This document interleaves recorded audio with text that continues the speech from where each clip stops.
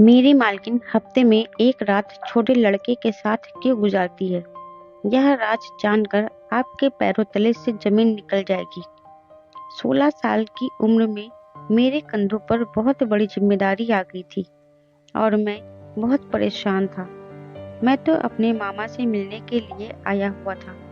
मुझे क्या मालूम था कि यहाँ आकर मुझ पर ही एक बड़ी जिम्मेदारी आ जाएगी। तभी मेरी मुलाकात एक औरत से हुई जिसने मुझे एक ऐसी बात बताई जिसे सुनकर मैं हैरान रह गया। मैं 16 साल का छोटा सा बच्चा था। मुझसे ऐसा क्या काम हो सकता था जिसके बदले में वो मुझे बहुत कुछ दे रही थी। मुझे उसकी बात समझ तो नहीं आई थी, लेकिन हालातों के चलते मुझे उसकी बात मानने पर मजबूर कर दिया गया था। और फिर जो कुछ उस औरत ने मेरे साथ किया, वह जानकर आपके पैरों तले से जमीन निकल जाएगी। मेरा नाम केशव है। मैं सिर्फ 16 साल का एक छोटा सा बच्चा हूँ और मेरे मामा से मिलने के लिए मैं भोपाल आया हुआ था। और मेरे मामा मुझे लेने के लिए एयरपोर्ट आ रहे थे कि रास्ते में ही उनका एक बहुत बुरा एक्सीडेंट हो गया था। वह बुरी तरह घायल होकर अस्पताल पहुंच गए थे।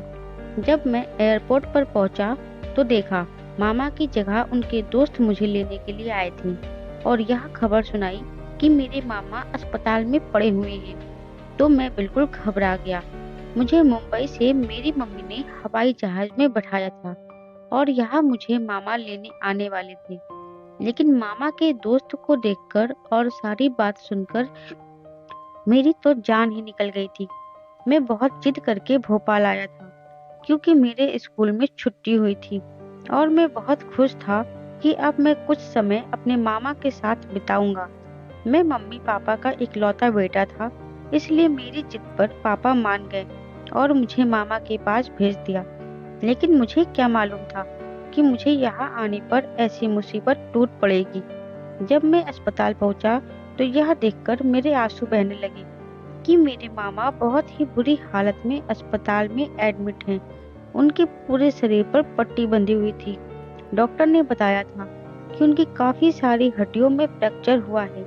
अभी यह परेशानी चल ही रही थी कि तभी पता चला कि कंपनी ने मामा के एक्सीडेंट का सुनकर उन्हें छुट्टियां दे दी हैं और मामा के पास अगले 3 महीने तक कोई काम नहीं है। कंपनी मामा का बोझ नहीं उठाना चाहती थी, इसलिए उन्होंने 3 महीने के लिए छुट्टी दे दिया था। मामा की जगह किसी दूसरे आदमी को रख लिया गया था। जब मामा होश में आए और उन्हें यह बात पता चली तो वह बहुत रोने लगे क्योंकि मामा के पास केवल अपने घर की ही जिम्मेदारी नहीं थी, बल्कि 2 कुंवारी बहनें भी थी। उन्हीं की वजह से मामा अपने शहर से बाहर भोपाल कमाने आए थे और मुझे और मामी पापा को मम्मी को उस वक्त छोड़कर यहाँ चले आए थे। मेरी मम्मी अपने मायके में ही रहती थी और पापा भी हमारे साथ ही रहते थे क्योंकि पापा का इस दुनिया में और कोई नहीं था और मेरी नाना नानी भी नहीं थे, इसलिए हम सब साथ में ही रहते थे। जब मैं सिर्फ 6 साल का था जब मैं सिर्फ 6 साल का था तभी मामा यहाँ आ गए थे। मेरे मामा की 2 बहनें अभी भी शादी के लिए बाकी थी और यही सोचकर मामा की तबीयत और खराब होने लगी थी कि अब आगे क्या होगा। मामा को इतना परेशान और तकलीफ में देखकर मुझे अपने आप पर गुस्सा आ रहा था कि ना मैं यहाँ आने की जिद करता और ना ही मामा का एक्सीडेंट होता। मेरी नजर में तो मामा की इस हालत का जिम्मेदार मैं ही था। अस्पताल वालों ने 1 हफ्ते में ही मामा को छुट्टी दे दी थी। फिर मैं और मामा एक छोटे से अपार्टमेंट में वापस आ गए। मामा कहने लगे, अब हम लोगों के पास मुंबई वापस जाने के अलावा और कोई रास्ता नहीं है क्योंकि अब मामा कोई काम तो करने के काबिल नहीं थे और कंपनी मामा का खर्चा और नहीं उठाना चाहती थी। ऐसे में यहाँ रहना मामा की बस में नहीं था। मामा का कहना था, जो भी पैसा जमा हुआ है वह भी इसी तरह खर्च हो जाएगा। बेहतर यही है कि अब हम लोग घर चलते हैं। मामा की बातों से मैं परेशान हो गया था क्योंकि मैं यहाँ जानता था कि वहां जाकर सब लोग परेशान हो जाएंगे। पापा मामा के अलावा हमारा कोई सहारा नहीं था। मैंने मामा को तसल्ली दी कि आपकी तबीयत बहुत कुछ बेहतर हो जाए तो फिर हम लोग वापस जाने का सोचेंगे, क्योंकि इस वक्त तो मामा टिकट लेने के काबिल भी नहीं थे। मेरा वापस जाने का कोई इरादा ही नहीं था। मैंने सोच लिया था कि मैं यहीं पर कोई काम ढूंढ लूंगा और जब तक मामा सही नहीं होते अपने मामा के साथ रहकर उनकी जिम्मेदारी उठा लूंगा। लेकिन सारी दिक्कत यह थी कि यह मुंबई नहीं था। यहाँ 16 साल से बच्चे को कोई भी काम पर रखने को तैयार नहीं था, क्योंकि यहाँ पर बच्चों से काम कराने पर बहुत सारे कानून लगाए गए थे। इसीलिए मुझे यह समझ नहीं आ रहा था कि मैं क्या करूं, क्योंकि मेरे लिए यहाँ पर काम ढूंढना नामुमकिन है। मामा रूम में रहे खुद को बीमार महसूस कर रहे थे, इसीलिए मैं पास के पार्क में मामा को घुमाने के लिए निकला। वहीं पर मेरी मुलाकात एक औरत से हुई। वह थोड़ी दूर पर बैठी थी और उसकी नजर मुझ पर और मेरे चाचा पर जमी हुई थी। कुछ ही देर गुजरी थी कि मामा का कोई जानने वाला मिल गया और मामा उसके साथ बातें करने में बिजी हो गए। तभी वह औरत इशारे से मुझे अपने पास बुलाने लगी। मैं तुरंत चला गया। वह औरत बहुत ही खूबसूरत और जवान थी। मैं जब उसके पास गया तो वह मुझसे पूछने लगी कि तुम कौन हो और कहाँ से हो? तुम्हारे पापा को क्या हुआ है? मैंने उसे बताया, ये मेरे पापा नहीं, मेरे मामा हैं और मेरा नाम केशव है। मेरा घर मुंबई में है। मैं यहाँ घूमने के लिए आया था, लेकिन मेरे मामा का एक्सीडेंट हो गया और इसीलिए हम लोग बहुत ज्यादा परेशान हैं।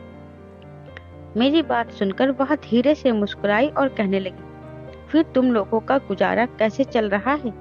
उसकी बात पर मेरी आंखों में आंसू आ गए और मैंने उसे बता दिया कि हम लोग बहुत ज्यादा ही परेशान हैं। मामा की नौकरी खत्म हो गई है और हम वापस नहीं जाना चाहते। मुझे यहाँ कोई काम नहीं मिल रहा। वह औरत कहने लगी कि अगर तुम्हें यहाँ कोई काम मिल जाए तो फिर तुम वह काम कर लोगे? उसकी बात सुनकर मैं मुस्कुराया और कहा कि हाँ, क्यों नहीं। अगर कोई काम होगा तो मैं जरूर करूँगा। घर जाकर हमारा गुजारा होना बहुत मुश्किल हो जाएगा। इसलिए मैं खुद भी यही चाहता हूँ कि 3 महीने तक मैं मामा की जगह उनकी सारी जिम्मेदारी उठा लूँ। मेरी बात सुनकर वह खुशी से कहने लगी कि तुम मुझे बहुत पसंद आए।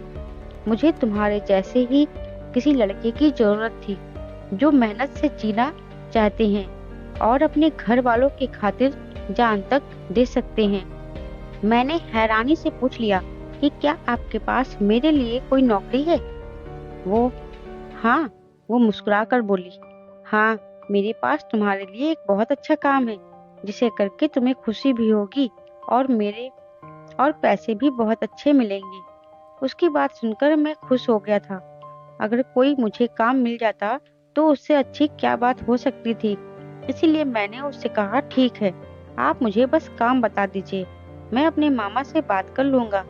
फिर वो कहने लगी, तुम्हें रोज सुबह से शाम तक मेरे बंगले पर आना होगा और हफ्ते के आखिरी दिन मैं तुम्हें काम भी बता दूंगी और पैसे भी दे दूंगी। उसने मुझे अपने बंगले का एड्रेस भी समझा दिया था और कहने लगी, मैं तुम्हारा इंतजार करूंगी। अगर तू आया तो मुझे खुशी होगी। बहुत अच्छे से बात कर रही थी वह औरत। मैंने उससे कहा कि आप मुझे काम तो बता दीजिए, तो वह मुस्कुराकर कहने लगी, केशव, इतनी भी क्या जल्दी है, पहले तू आ तो जा। मैं उससे और कोई सवाल पूछता कि उससे पहले ही मामा ने मुझे आवाज दे दी। उनके दोस्त जा चुके थे और मामा के चेहरे पर तकलीफ दिख रही थी। शायद उन्हें बैठने में तकलीफ हो रही थी। मैं फौरन मामा की तरफ भागा तो वह मुझसे पूछने लगी कि तुम उस औरत से क्या बात कर रहे थे। मैंने मामा को बता दिया कि वह औरत मुझसे अपने बंगले का काम करवाना चाहती है और इसीलिए मुझे बुलाया है। मुझे भी यही लगता है कि उस औरत को मुझसे अपने बंगले का काम करवाना होगा, वरना मुझ जैसे छोटे से बच्चे से वह क्या काम करवा सकती थी। इसीलिए मैंने मामा को यह बात बता दी। मेरी बात सुनते ही मामा ने साफ साफ मना कर दिया और कहा कि मेरे बच्चे, अभी तुम सिर्फ 16 साल के हो। तुम यहाँ मेरे पास घूमने के लिए आए थे। मैं तुम्हें किसी काम पर नहीं लगा सकता। पता नहीं वह औरत कौन है और तुमसे कितना काम करवाएगी। मामा की बात सुनकर मैंने उन्हें दिलासा दिया कि मामा, सिर्फ 3 महीने की तो बात है। एक बार अगर आप ठीक हो जाइए तो फिर दोबारा से अपनी कंपनी से नौकरी कर लीजिएगा और मैं भी वापस चला जाऊंगा। जब तक घर का खर्च चलाने के लिए कुछ ना कुछ तो करना ही पड़ेगा ना।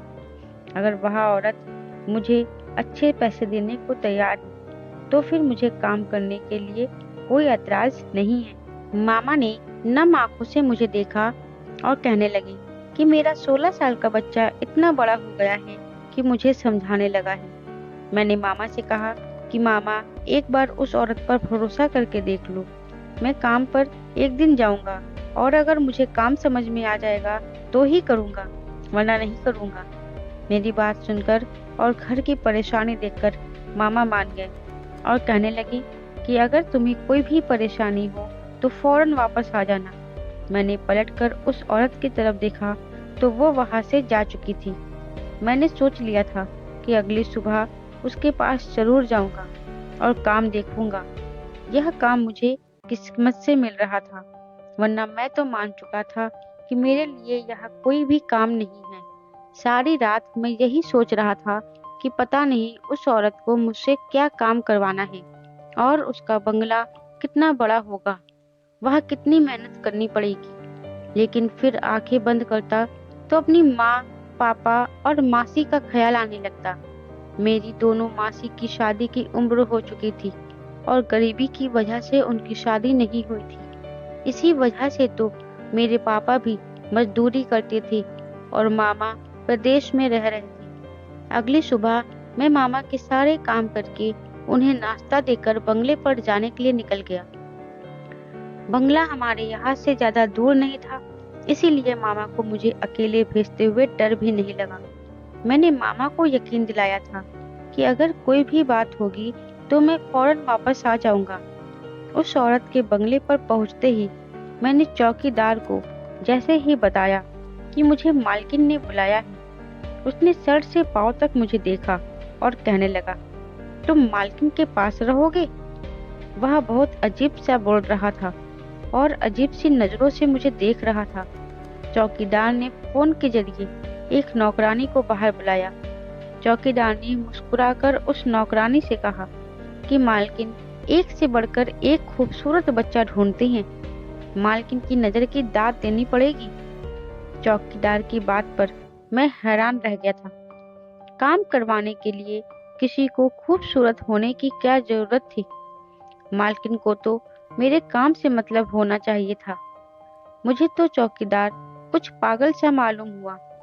वह औरत चौकीदार की बात सुनकर जोर से हंसी और मेरा हाथ पकड़ के मुझे बंगले के अंदर लेकर गई। बंगला बहुत ही खूबसूरत था, किसी चीज की कोई कमी नहीं लग रही थी। ऐसा लग रहा था जैसे कि सोने का महल हो। मैं एक खूबसूरत सोफे पर बैठा हुआ था। मेरे सामने ठंडा ठंडा शरबत रखा गया था, बिल्कुल ऐसे जैसे कि मैं कोई खास मेहमान हूँ। थोड़ी सी देर में मालकिन वहां चली आई। मैं मालकिन को देखकर हैरान रह गया। वो बहुत ही खूबसूरत थी, लेकिन अब वह एक मॉडर्न किस्म की मैक्सी पहने हुए सारा मेकअप की मेरे सामने बैठी हुई थी। वह बहुत ही खूबसूरत लग रही थी। मैंने अपनी नजरें झुका ली थी कि जो भी हो, वह मेरी मालकिन थी और मैं यहाँ पर काम करने के लिए आया हुआ था। मैंने शरबत पी लिया तो मालकिन ने कहा कि तुम थोड़ी देर कमरे में जाकर आराम कर लो। मालकिन की बातों ने मुझे हैरान कर दिया था। मैं यहाँ काम करने के लिए आया था, आराम करने के लिए नहीं। और ना ही मैं इतनी दूर से आया था कि मुझे कोई आराम की जरूरत पड़े। मैंने फौरन कहा, मुझे काम बता दीजिए, मैं बिल्कुल ठीक हूँ और हर काम बहुत ही ईमानदारी और तेजी से करूँगा। मेरी बात सुनकर वह मुस्कुराई और बोली, काम तो तुम्हें ईमानदारी से ही करना होगा, इसी बात का तो तुम्हें पैसे मिलेंगे। अभी तुम जाकर कमरे में आराम करो और फिर मैं तुम्हारे पास आकर तुम्हें बताती हूँ कि तुम्हें क्या करना है। और साथ ही मेरे पास बहुत सारे फ्रूट्स भी रखे दिए। मैं जब यहाँ आया था, मामा की तबीयत को लेकर परेशान था। ना ही ठीक से आईना देखा था और ना ही अपने खाने पीने पर ध्यान दिया था।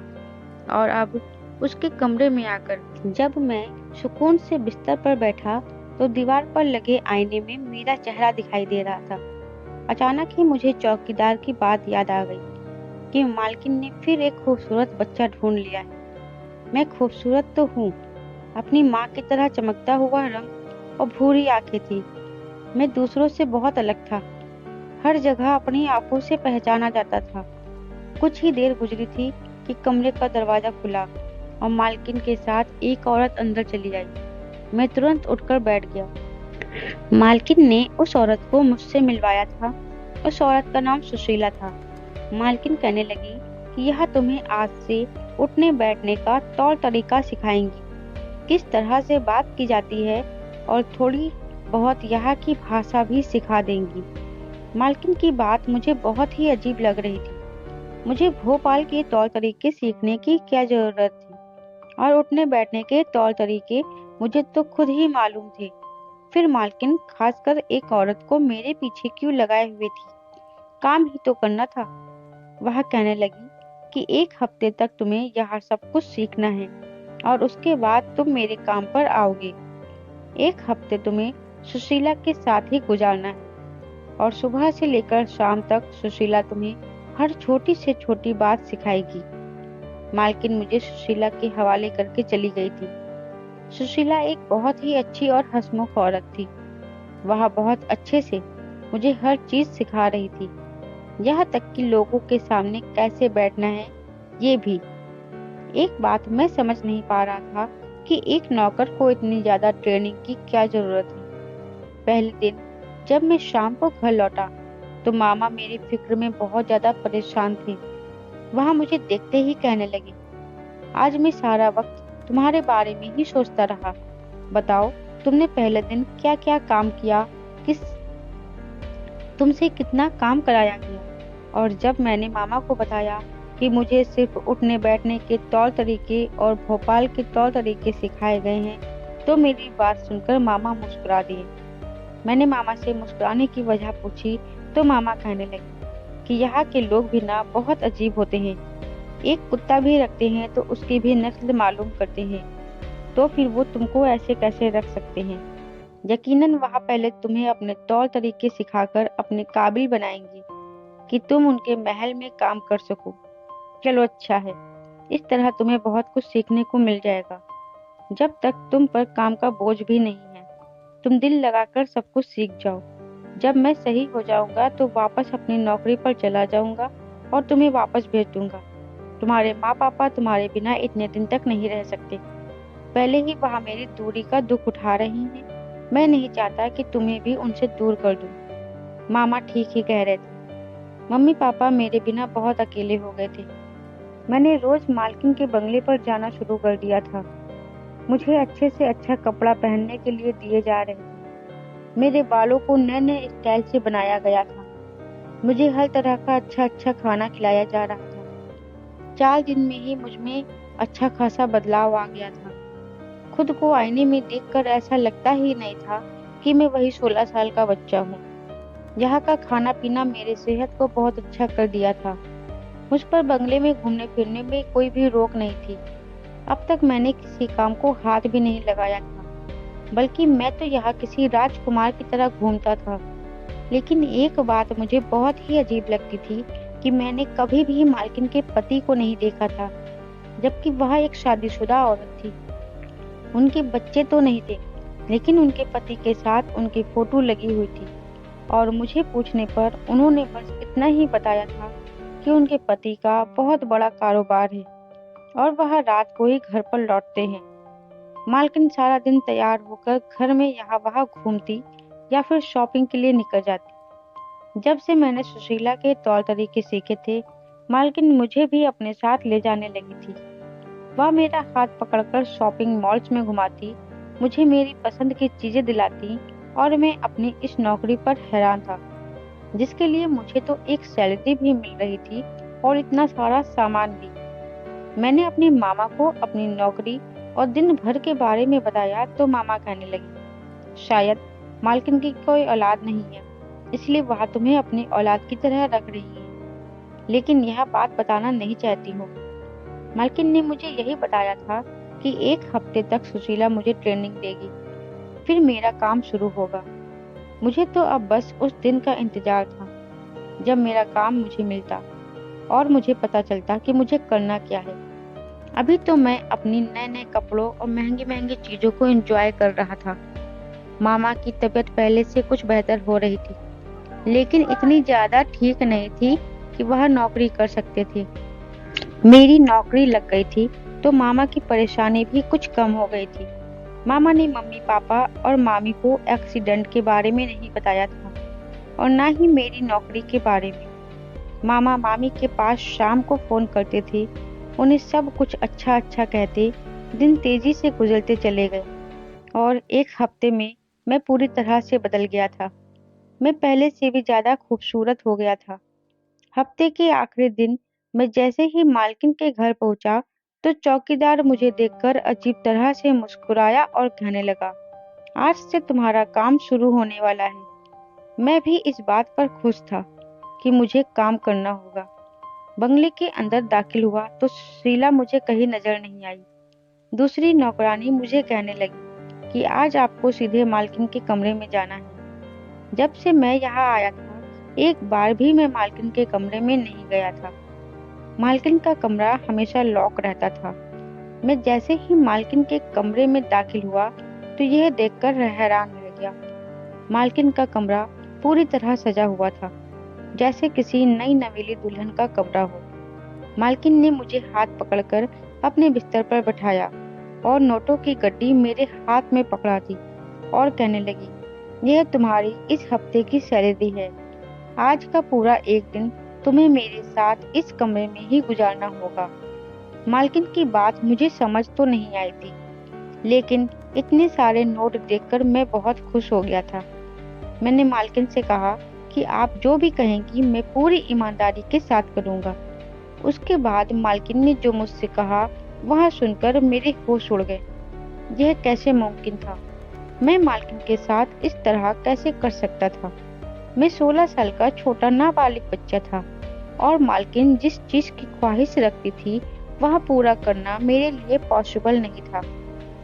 वह कहने लगी कि मैंने तुम्हें पूरा 1 हफ्ते हर तरह की आजादी दी है, तुम्हें तौर तरीके सिखाकर अपने काबिल बनाया है। अब तो तुम इस काम के लिए मना नहीं कर सकते हो। यह पैसे तुम्हें इसी काम के लिए दिए गए हैं। इससे पहले तो तुमने कोई काम नहीं किया है। मैंने तुम्हें अपने काबिल बनाने के लिए बहुत मेहनत की है। वह कहने लगी कि हम औरतों की जिंदगी भी बहुत अजीब होती है। दूसरे लोग हमारा पैसा और हमारी जिंदगी देखकर जलते हैं, लेकिन कोई हमसे पूछे कि हमारे दिल पर क्या गुजरती है। हमारे पति को एक ऐसी आदत हो गई है कि उस वजह से वो मुझ पर ध्यान ही नहीं देते। वो आदमी एक रूम में कई कई औरतों को रखते हैं और अपनी पत्नी को वक्त देना भूल जाते हैं। मैं जवान हूँ, खूबसूरत हूँ, लेकिन मेरे पति की दिलचस्पी मुझ में से कहीं ज्यादा उन औरतों में है जिनको उसने गलत तरीकों से अपने पास रखा हुआ है। इसलिए मैं भी हफ्ते का एक दिन किसी छोटे लड़के के साथ गुजारती हूँ और अपनी ख्वाहिशों को पूरा करती हूँ। इस तरह ना ही मैं गर्भवती हो सकती हूँ और ना ही किसी को इस बात पर शक हो सकता है। मैं जानती हूँ कि यह गलत है, लेकिन मेरा पति भी तो मुझे धोखा दे रहा है, फिर मैं क्यों ना उसे धोखा दूँ। मैं बदले की आग में जलती रहती हूँ और इसी तरह ये आग ठंडी होती है जब मैं किसी छोटे बच्चे को अपने बिस्तर तक ले आती हूँ। तुमसे पहले भी कुछ लड़कों को मैंने इसी तरह से इस्तेमाल किया है, लेकिन कोई भी तुम्हारे जैसा नहीं था कि मैं उसे हमेशा अपने पास रखती। लेकिन तुम इतने खूबसूरत हो कि मैं तुम्हें पूरा 1 हफ्ते अपने घर पर बुलाती रही। इन पैसों की वजह से तुम मुझे खुश कर दो, मैं तुम्हें जिंदगी भर अपने पास रख लूंगी। तुम्हारे बाप को नौकरी की जरूरत नहीं होगी और ना ही तुम्हें घर वापस जाना पड़ेगा। अपने मामा को अपनी मामी के पास वापस भेज दो। मालकिन के मुंह से इस तरह की बातें सुन मेरे पैरों तले से जमीन निकल गई। मैंने मालकिन से कहा, ये आप कैसी बातें कर रही हैं? मैं अभी छोटा हूँ, मुझ पर मेरे घर की जिम्मेदारी है, मैं ये सब नहीं कर सकता। तो मालकिन मुझे जबरदस्ती रोकने की कोशिश करने लगी। मैं छोटा जरूर था, लेकिन बेअक्ल नहीं था। मालकिन की एक एक बात मुझे समझ आ रही थी। मैंने वह सारा पैसे वापस मालकिन के हाथ में पकड़ा दिया और साफ साफ शब्दों में कह दिया कि मुझे पैसों की जरूरत नहीं है। मैं पाप के रास्ते पर चलकर पैसे नहीं कमा सकता। मालकिन के लाख रोकने के बावजूद भी मैं वापस चला आया। मालकिन को यकीन था कि पैसे की चमक मुझे रोक लेगी, लेकिन पैसों की चमक से ज्यादा मेरी माँ की परवरिश अहम थी। मेरी माँ ने मुझे हमेशा सीधे रास्ते पर चलना सिखाया था। मेरी माँ ने मुझे हमेशा अच्छे संस्कार दिए और औरतों की इज्जत करना सिखाया था। मैं गिरते पड़ते वापस अपने मामा के पास चला आया और अपने मामा से कहा कि अब हमारे लिए यह कुछ नहीं रखा है। ये लोग बहुत ही जालिम हैं। हम वापस अपने देश चलते हैं। एक रोटी खाएंगे, लेकिन इज्जत की खाएंगे। आपकी थोड़ी सी बीमारी पर कंपनी वालों ने आपको बाहर निकाल दिया, जबकि आप सालों से उनके पास नौकरी कर रहे थे।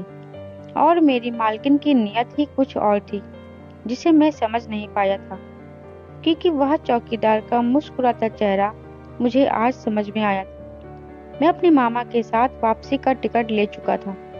अब मुझे अच्छे से पता था कि आगे आने वाली जिंदगी मुश्किल जरूर है, लेकिन पापों से भरी हुई नहीं थी। मेरी माँ ने मुझे सिखाया, जिंदगी देना इंसान के हाथ में नहीं है, बल्कि भगवान के हाथ में है। मुझे यकीन था कि भगवान ने हमारे लिए जरूर कुछ अच्छा सोचकर रखा होगा। दौलत ने मालकिन और मालिक को अपने रास्तों से भटका दिया है, और इस बात का अंदाजा हर इंसान मेरी कहानी से लगा सकता है। दोस्तों, परेशानी चाहे जितनी भी हो, कभी भी अपने संस्कारों और माँ की परवरिश को मत भूलिए, क्योंकि गलत करने वाला इंसान आगे चलकर जरूर उसका परिणाम भुगतता है। दोस्तों, उम्मीद करती हूँ आपको मेरी कहानी अच्छी लगी होगी, और कहानी अच्छी लगी हो तो वीडियो को लाइक और शेयर करें। और हाँ, चैनल पर नए हो तो चैनल को सब्सक्राइब करें और साथ ही बेल आइकन को जरूर से प्रेस करें, जिससे अगली वीडियो की नोटिफिकेशन सबसे पहले आपको मिले।